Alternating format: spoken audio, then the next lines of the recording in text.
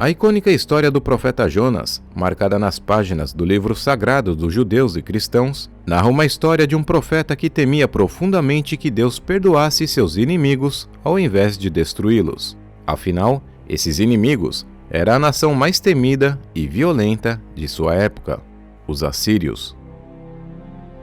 Por volta do século VIII a.C., durante o reinado de Jeroboão II, rei de Israel, surge o profeta Jonas, filho de Amitai, um profeta hebreu que conhecia profundamente a justiça e a misericórdia do Deus de Israel.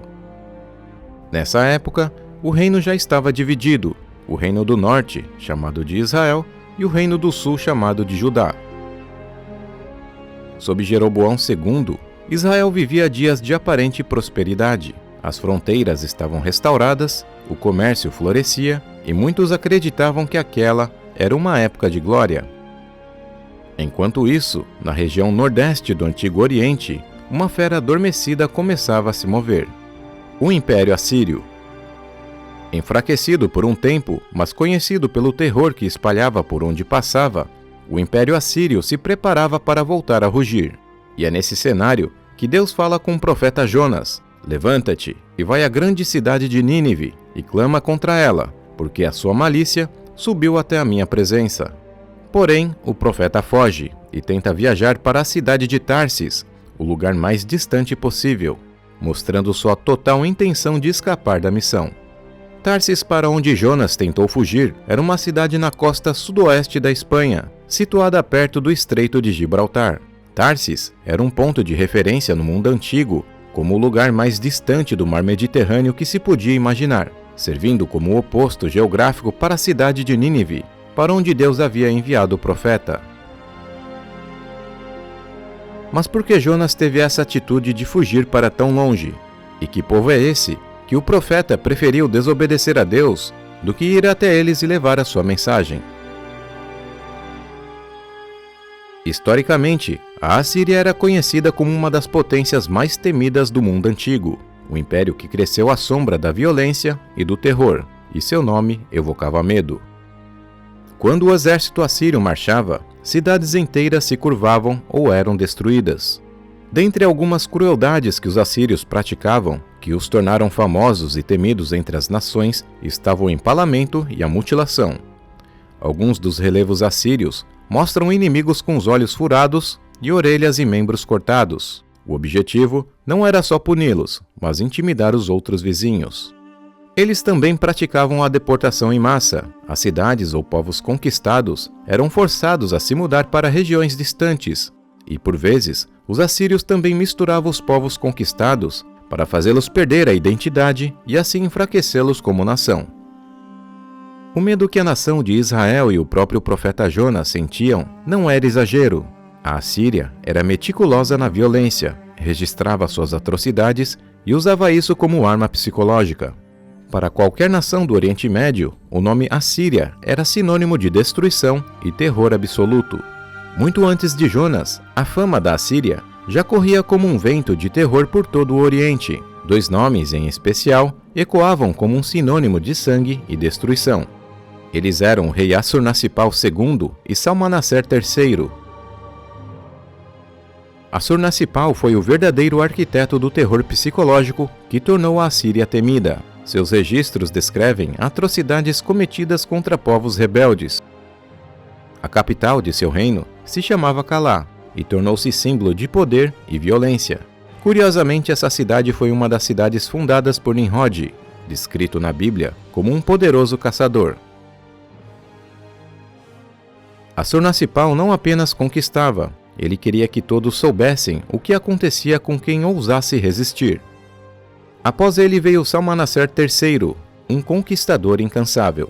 Sob o seu comando, a Assíria estendeu sua mão de ferro sobre vastos territórios, lançando campanhas anuais de dominação. Foi ele quem teve o primeiro contato com os judeus e enfrentou a famosa coalizão de Quarcar, onde até Acabe, rei de Israel, teve que se unir a outros povos para tentar frear o avanço assírio. Embora o rei assírio não tenha destruído Israel naquele momento, Salmanaser consolidou a fama da Assíria como um império invencível, que cobrava tributos e esmagava rebeliões com violência exemplar. Cerca de 12 anos depois, Salmanassar voltou-se contra Israel novamente. Nessa época, quem governava era o rei Jeú, e para ele não perder o trono, pagou grandes tributos. Esse evento é retratado no impressionante obelisco negro de Salmanassar. O rei assírio aparece triunfante, recebendo presentes de reis humilhados, como o rei Jeú, em uma cena que ficou gravada como testemunho histórico de sua dominação. A inscrição da estela diz: tributo de Jeú, filho de Onri, prata, ouro, uma taça de ouro, um vaso de ouro, baldes de ouro, estanho e um cajado para a mão do rei. Por curiosidade, Jeú não era descendente do rei Onri, mas os assírios chamavam Israel de casa de Onri. No tempo de Jonas, a Assíria estava enfraquecida. Aquele império cruel e sanguinário atravessava uma fase de instabilidade interna, marcada por rebeliões e conflitos sucessórios. O profeta conhecia a reputação da cidade de Nínive, para onde Deus o enviava, e sabia que lá era a capital mais temida e centro da idolatria e da crueldade. Quando Deus ordenou para Jonas ir até lá, talvez ele não tenha fugido por covardia, mas porque não queria que Nínive fosse poupada. Para Jonas, se aquela cidade fosse destruída completamente, seria um alívio para todos. A história nos conta que ele fugiu, mas acabou obedecendo a Deus, anunciou ao povo daquela cidade a destruição. Mas Nínive se arrependeu de suas maldades e, consequentemente, foram perdoados por Deus. Jonas, por sua vez, não conseguia aceitar que aquele povo cruel escapasse do juízo e se sentiu injustiçado.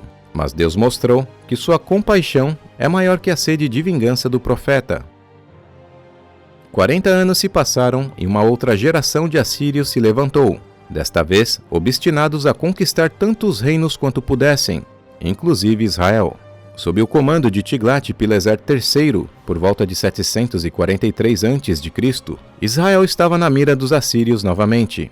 E enquanto isso, em Israel, o rei Manaém, em seu desespero, pagou um pesado tributo para salvar seu trono, mas a submissão não trouxe paz. Alguns anos depois, no reinado de Peca, as tropas assírias retornaram, só que agora mais violentas e mais ambiciosas. Cidades foram devastadas, populações inteiras deportadas para terras distantes, iniciando o amargo exílio, e isso era apenas o começo da tragédia. Finalmente o reino de Israel foi conquistado pelos assírios sob o comando de Sargão II em 722 a.C. Salmanassar V subjugou o reino e iniciou uma campanha contra o rei Oséias, mas foi Sargão II quem deu o golpe final, consolidando a conquista e promovendo a deportação em massa dos israelitas. Tudo isso não aconteceu por acaso. As escrituras revelam que a ascensão da Assíria não foi apenas obra de reis ambiciosos ou exércitos poderosos, mas parte do juízo divino. Israel, embora próspero nos dias de Jeroboão II, mergulhou em idolatria, injustiças sociais e corrupção moral. Profetas como Amós e Oséias denunciaram essa decadência, mas o povo não se arrependeu. E foi por conta disso que Deus declarou: ai do rei da Síria, ele é o bastão que eu uso para castigar aqueles com quem estou irado. A Assíria foi a vara da disciplina de Deus contra Israel. O mesmo Deus que perdoou Nínive após se arrependerem, agora usava aquele império como instrumento de correção para seu próprio povo que estava obstinado. Mas a história não termina aí. Deus também julgou a Assíria por conta da sua crueldade e arrogância. Menos de um século depois, em 612 a.C., Nínive foi cercada e destruída por uma coalizão de medos e babilônios, liderados por Nebopolassar e Seachares, com o apoio dos persas. A cidade foi arrasada, palácios foram queimados, muralhas derrubadas, parte do seu povo foi levado ao exílio e a outra parte aniquilada, e finalmente provaram de seu próprio veneno.